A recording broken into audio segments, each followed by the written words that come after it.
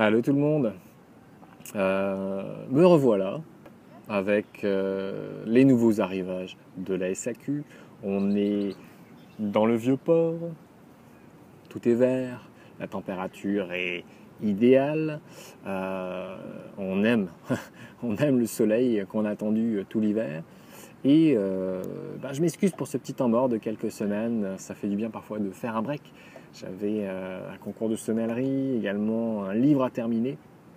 Mais je vais pouvoir vous retrouver à chaque semaine pour mes sélections de la SAQ. Un 8 cuvées aujourd'hui qu'on a pu choisir. Je commence avec une cuvée d'Argentine, un Malbec. Un Malbec cuvée Single Vineyard de Luigi Bosca. Une cuvée quand même relativement corsée avec un côté assez épice, un bel éclat du fruit. Parfait sur les viandes rouges grillées, les plats mijotés et pourquoi pas un beau tartare bien épicé. C'est 21 $, donc quand même un prix intéressant. On continue avec cuvée numéro 2, le domaine de l'Olivette, un domaine qui est situé à Bandol, une petite appellation qu'on trouve vraiment dans le sud-est de la France. Un Bandol blanc, donc une base de grenache gris, grenache blanc, on retrouve un petit peu de vermentino. C'est frais, il y a une pointe de minéralité, le côté fruit blanc, très très agréable. Pour 21,75 $, ça permet de découvrir une de ces grandes appellations du sud de la France, qu'est Bandol. Donc je vous invite vraiment à voir ça. Parfait sur, pourquoi pas, des crevettes grillées au Pernod. Vous pouvez aller sur un poisson grillé avec un jus de citron, peut être très agréable aussi par exemple. On change de registre avec un cépage extrêmement corsé qui est le Carmenère.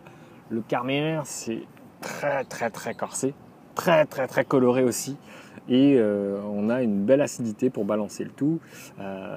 C'est un vin qui est fait par Viña La Rosa, ça s'appelle Don Reca. Sur le millésime 2009, c'est 20,75 $. On carafe une bonne heure avant pour justement permettre au tanin de s'assouplir, à l'équilibre d'être un petit peu plus rond, plus harmonieux.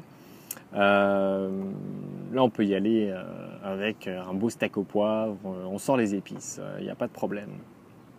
On change, on va sur du Riesling.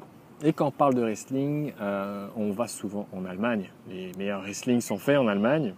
Bon, il y en a de très beaux en Alsace, c'est ma région natale, mais il faut quand même dire que l'Allemagne a beaucoup influencé l'Alsace sur sa culture de Riesling. C'est un cabinet qui est en fait une mention d'appellation qu'on trouve sur l'étiquette qui garantit d'avoir un style relativement sec. Alors c'est le producteur Prüm, la cuvée c'est Vellener Sonnenur, 22,45 $. Une superbe cuvée où on va retrouver le côté citronné, frais, bien acidulé du Riesling. Pas trop minéral, mais avec une pointe quand même de minéralité. Et c'est un style qui est très digeste, très gourmand en finale. Super sur les cuisines de sushi par exemple. Pourquoi pas sur des huîtres, ça pourrait être très très bien également.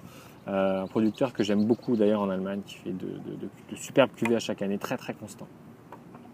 Parce qu'on aime bien les vins rouges corsés et jeunes, on aime aussi les vins rouges plus délicats, plus vieux également.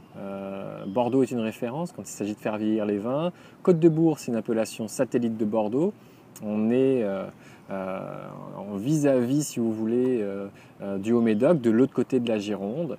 Et du fait de ne pas être dans le centre bordelais, on a des prix un peu plus attractifs au niveau des rapports qualité-prix.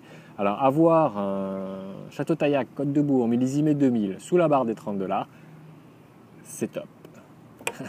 Alors 2000, une cuvée qui a 11 ans, où s'installent déjà des arômes tertiaires, le côté cuir, un côté un peu épice, quelques arômes de truffe, un côté sous-bois. Parfait sur les entrées par exemple, où on va retrouver du jambon serrano, du jambon de Bayonne par exemple. On peut sortir une belle poêlée de champignons avec un gibier, pourquoi pas. En tout cas, c'est une manière pour vous de découvrir les vins vieux. Bordeaux est une belle référence pour ça, donc à moins de 30 pièces, je vous le conseille. Collioure, le port de Collioure est un endroit absolument paradisiaque. On est à la frontière espagnole, dans le sud-ouest de la France, sur la Méditerranée. Donc, c'est une petite zone où on retrouve le domaine de la Rectory, cuvée côté mer, millésime 2009, 25,50 $. C'est de la Grenache pour le cépage et c'est mi-corsé, bien fruité, très très bien équilibré. C'est une cuvée que j'adore parce que on a une bonne présence en bouche, un superbe équilibre, mais il n'y a rien qui dépasse. Les tanins restent quand même discrets. Donc même sur des viandes blanches, même sur des poissons grillés, c'est des choses qui peuvent se faire au niveau de l'accord. Donc Domaine de la Rictori 2009, 25,50 $ à essayer. Il m'en reste deux.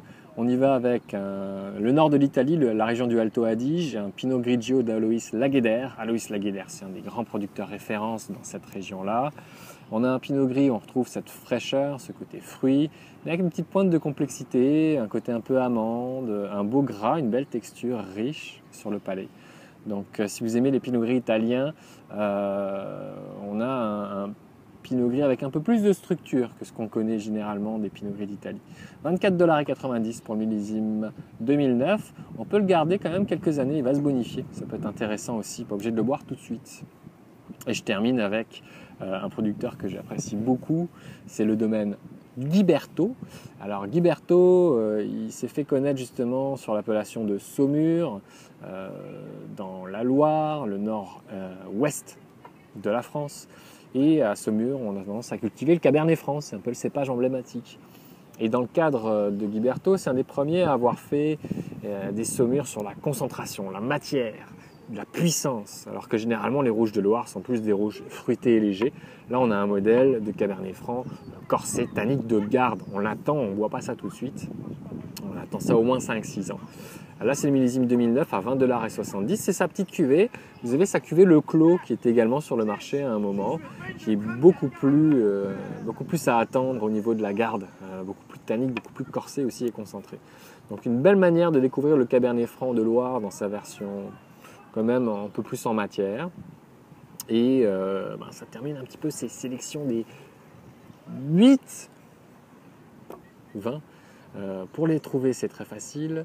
saq.com, vous avez les codes produits qui vont suivre dans un petit instant. Et vous cliquez sur succursale, vous tapez votre code postal et ça vous donne directement la liste des succursales disponibles où le produit est disponible près de chez vous. Vous avez aimé la capsule, vous mettez un j'aime sur Facebook pour partager ça à vos amis. Et je vous dis à la semaine prochaine avec les prochains nouveaux arrivages. En attendant, je pense que je vais faire un petit roupillon dans l'herbe.